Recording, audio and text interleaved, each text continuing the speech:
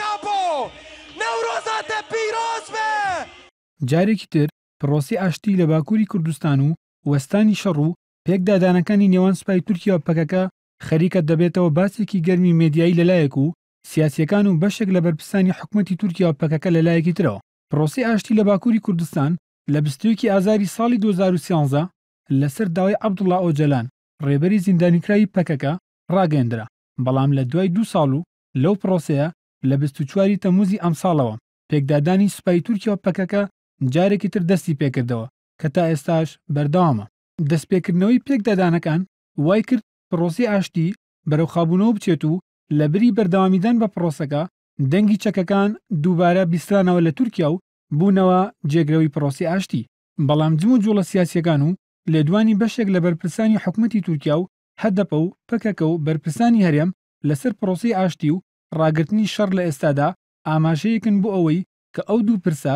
جارێکی تر بوونەتەوە بابەتێکی گرنگی گفتوگۆکان. یەکەم ئاماژەی کارکردنی پرۆسی ئاشتی جارێکی تر لە تورکیا خۆی لە سەردانەکەی سەلاحەدین دەمیرتاش هاوسەرۆکی پارتی دیموکراتی گەلان هەدەپە بۆ هەولێر و قەندیل دەبینێتەوە. دەمیرتاش هاوسەرۆکی هەدەپە بەنهێنی سەردانی قەندیلی کرد و لەگەڵ جەمیل بایک هاوسەرۆکی کۆما جڤاکێن کوردستان کەجەکە کۆبووە. سەرچاوێکی باڵای کەجەکە کە داوای کردناوی بڵاو نەکرێتەوە بە ئێنارتی ڕاگەیان لە کۆبوونەوەکەدا سەلاحەدین دەمیرتاش و جەمیل بایک پرسی ڕاگررتنی شەڕی نێوان پەکەکە و سوپای تورکیا و کاراکردنی پرۆسی ئاشتی تاوتوێ کردووە. بەپێی زانیاریەکانیش هاتنەکەی دەمیرتاش بە هەولێر پەیوەندی هەبووە بە سەردانەکەی بارزانی بۆ تورکیا. لەلایەکی ترەوە پەیوەست بە پرۆسی ئاشتی بارزانی کە لە 19 ئابەوە بۆ چوونی جیاواز لەسەر پۆستەکەی دروست بووە لە کۆبوونەوەی لەگەڵ ئەحمەد داود ئۆغڵۆ سەرۆکوەزیرانی تورکیا پرۆسی ئاشتی لە باکووری کوردستان تاوتوێ کردووە. هاوکات بارزانی لە کۆبوونەوەکەیدا لە ئەنقەرە پرسی چارەسەری لە باکووری کوردستان لەگەڵ بەرپرسانی باڵای هەدەپە و